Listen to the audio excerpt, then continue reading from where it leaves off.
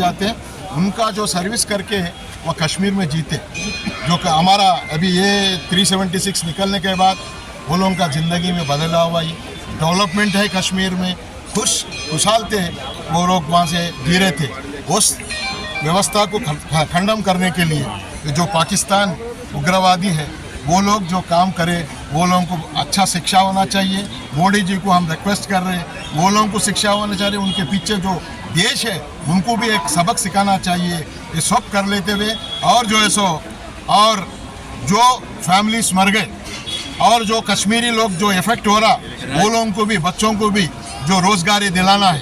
कश्मीरी लोग अपने साथ है, हिंदू मुस्लिम कुछ भी नहीं है, इंडियन है हम पहले, बाद में हमारा मजहब है, हमको यहाँ का खाना खा रहे हैं। ऐसे लोगों को अच्छी सजा दे तो हमारे लिए तो बेहतरी होगी। और वहाँ पर जितने लोग शहीद हुए हैं उनको शहीद मर्तबा किया जाता है। ऐसा ना हो कि जब दुनिया में आते हैं कि हिंदू मुस्लिम सिख ईसाई सभी एक भाई भाई हैं। हिंदुस्तान में ऐसा कभी वाक़या नहीं हुआ था जैसा कि कश्मीर में हुआ। उसके लिए हम बहुत ही दुखी हैं।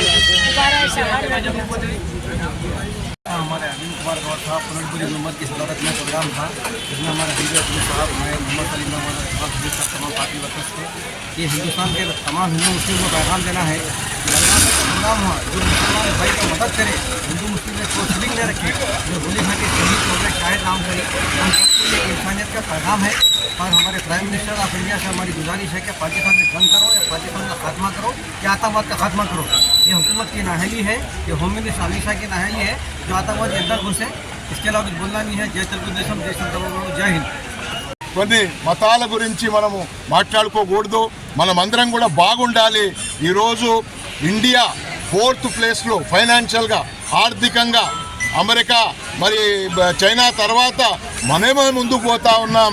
మనము కొంతకాలంలో నంబర్ 1గా తయారయ్యేటటువంటి దేశంగా ఈరోజు జరుగుతున్నటువంటి మోడీ గారి పాలనను మనం చూస్తూ ఉంటే, మనం ఒక్కసారి ప్రశాంతంగా ఉంటే కొన్ని సంవత్సరాల్లో మా వరల్డ్లోనే ఫస్ట్ ఇండియా ఉంటుంది। కాబట్టి మనందరం ఇప్పుడు ఆ కుటుంబాలకు మరియు పార్టీలకు అతీతంగా ఈ భారత ప్రభుత్వానికి అండగా ఉంటుంది। ఇక్కడ ఉన్నటువంటి పౌరులందరూ, ముస్లింలు, మొత్తం అన్ని కమ్యూనిటీలు కూడా మరి లింగభేదం లేకుండా ఇది చూశారు ఈరోజు। వాళ్ళందరూ మహిళలు వాళ్ళు కూడా చాలా బాధపడతా ఉన్నారు। ముస్లిం మహిళలు కానీ, హిందూ మహిళలు కానీ వాళ్ళందరూ కూడా భయపడతా ఉన్నారు, మరి చాలా రోధిస్తూ ఉన్నారు। అక్కడ మహిళలను ఏడుస్తూ చూస్తే వీళ్ళు ఇళ్లలో కూర్చొని ఏడ్చినటువంటి పరిస్థితి మనం చూస్తూ ఉన్నాం। కాబట్టి మనందరం ఒకటే, మనం కూడా ఈరోజు ఇక్కడ ఉన్నటువంటి ఒకేలా మనం చూసాం పక్క రాష్ట్రంలో, మన ఆంధ్రప్రదేశ్లో ఎవరైతే చనిపోయారో అక్కడ ప్రభుత్వం ఆర్థికంగా సాయం చేశారో ఈ 27 మంది ఏ రాష్ట్రాలలో ఉన్నారు, ఆయా ప్రభుత్వాలు ఇక్కడ హైదరాబాద్లో ఉన్నటువంటి కొంతమంది కూడా ఇబ్బంది పడితే మన ఈ ప్రభుత్వానికి, ముఖ్యంగా రేవంత్ రెడ్డి గారికి కూడా చెప్తా ఉన్నాం, మీరు ఇక్కడ ఉన్నటువంటి వాళ్ళకు కూడా సాయం చేయాలి। ఎవరో నార్త్ ఇండియా నుంచి వచ్చి ఇక్కడ ఉన్నటువంటి కొన్ని రోజులు ఉండి చనిపోయినటువంటి వ్యక్తి గురించి మనకు తెలుసు కాబట్టి వాళ్ళకు కూడా ఈ తెలంగాణ ప్రభుత్వం ఆర్థికంగా సాయం చేయాల్సిన అవసరం ఉందని డిమాండ్ చేస్తూ ఉన్నాం। అన్ని విధాలు కూడా మన కేంద్ర ప్రభుత్వానికి మనవి చేస్తూ ఉన్నాం, మీరు ఈ దుశ్చర్యను మా యొక్క మనస్సును మళ్ళా గట్టిపరచడానికి ఇండియన్ అనే విధానంలో ముందుకెళ్ళి వారికి సరి అయినంతటి శిక్ష వేసి ఎవరైతే 4-5 అగంతకులు వచ్చారో వాళ్ళ డెడ్ బాడీస్ ఇండియాలోనే కాల్చబెట్టాలి, ఇండియాలో కాల్చాలి వాళ్ళను। మేము తప్పకుండా మీ అందరికి అండగా ఉంటామని మనవి చేస్తా ఉన్నాం।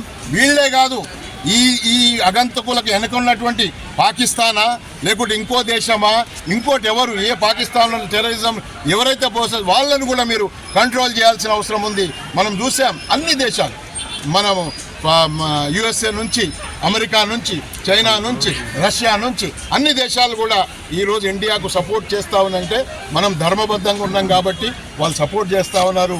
ఈ విధంగా మనం ముందుకెళ్దాం, వాళ్ళ ఆత్మకి శాంతి కలిగించాలని మరొకసారి కోరుకుంటూ ప్రార్థిస్తూ మరి ముంగటికి వెళ్లాల్సిన అవసరం ఉందని మనవి చేస్తూ, భారత్ మాతాకి, భారత్ మాతాకి, హిందుస్తాన్ జిందాబాద్।